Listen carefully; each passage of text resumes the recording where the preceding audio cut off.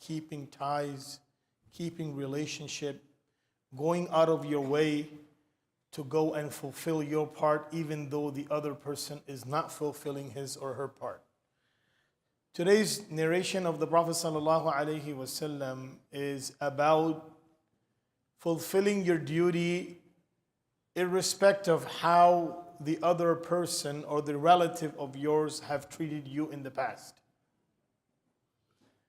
Jabir bin Abdullah radiallahu anhu mentions that Rasulullah sallallahu alayhi wasallam said, "Inna alu bani fulanin laysu bi awliya'i," that the family of so and so tribe or so and so people, they're not my friends. Inna waliyyi Allah wal mu'minun. Indeed, my friends are Allah. My friend is Allah subhanahu wa ta'ala and the believers. However, the relationship that I keep with them, abulluha bi bilaliha, that I have certain responsibilities because of them being from my own family, from my own relatives.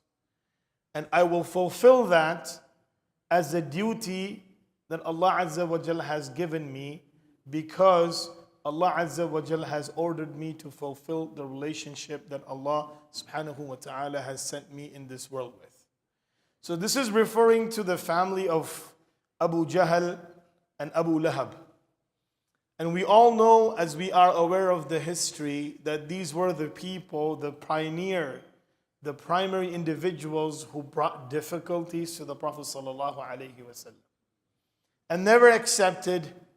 Even there were those family members who were part of putting difficulties in the life of Nabi alayhi salatu wassalam.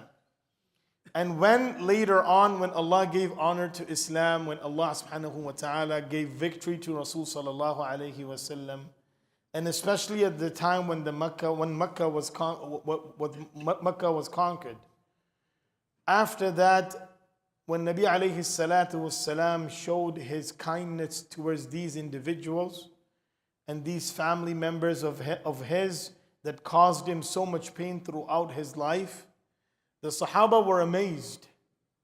And they said, "O Prophet of Allah, you are able to make friendships with them as if nothing happened in the past, what these people had treated you with and the difficulties that they have given you."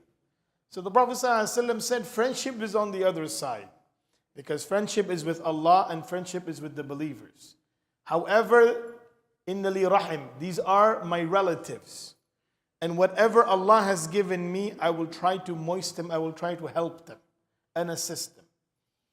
So we learn from the teachings of Nabi alayhi salatu wasalam that sometimes we have a difficult relationship with some of our family members, sometimes brothers, sometimes other family members, cousins, so on and so forth. And we try to take it in a very lengthier discussion or a lengthier hatred towards this relationship that we have.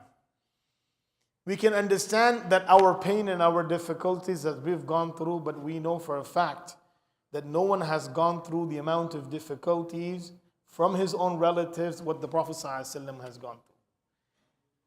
In every condition of yours, every situation of yours, there is an example you will find in the life of Nabi Sallallahu Alaihi Wasallam.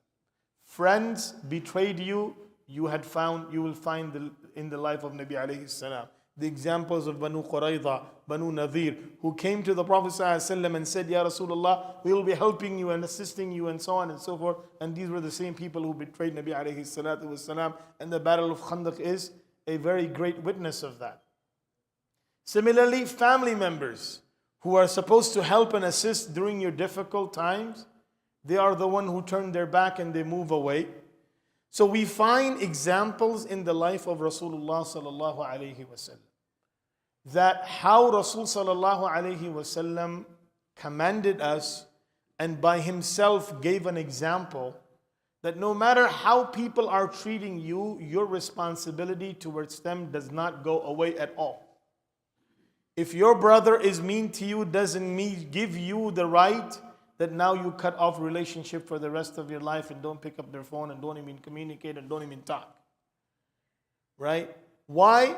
Because there is still your responsibility that you fulfill. If the other person is doing wrong from his side, that is his or her that is his or her action. But as your responsibility, as we see the Prophet ﷺ, he never hold this against them. And he let it go at the time when they needed the help of the Prophet ﷺ the most.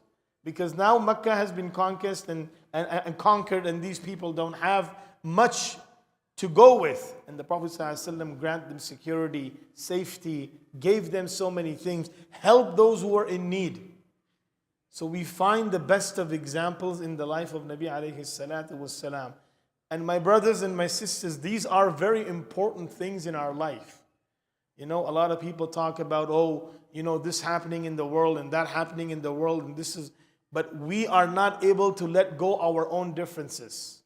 We are not able to let go our own, hatred that we have for each other.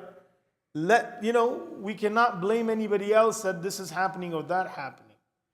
The first thing is this human being, his own responsibility, his responsibility that Allah subhanahu wa ta'ala has given him, that he owes to Allah and he owes to other people. So this is why we learn from the teachings of Rasulullah sallallahu alaihi wasallam that how he gave us a best of example to create relationship and to maintain relationship. Because to break relationship is something that makes shaitan happy, and those who maintain relationship makes Allah subhanahu wa ta'ala happy. And on the day of judgment, those who made relationships for the sake of Allah and maintained it for the sake of Allah, Allah will honor them in such a way that a person cannot imagine.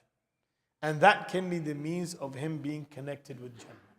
So we ask Allah subhanahu wa ta'ala to grant us the strength and the ability to do that, because this is a bigger jihad that we need to do within ourselves, other than doing these type of other things from other people. That's also important. But this is something that is going to make a better environment, and that's going to make better people and produce better individuals who are going to become those who show the true colors of Islam in the society. So we ask Allah subhanahu wa ta'ala to grant us the strength and the ability to do that. Ameen ya Rabbil Alameen. Jazakumullahu khairan. Subhanallah wa bihamdihi. Subhanakallahumma wa bihamdik. Wa nashhadu an la ilaha illa anta nastaghfiruka wa natubu ilayk.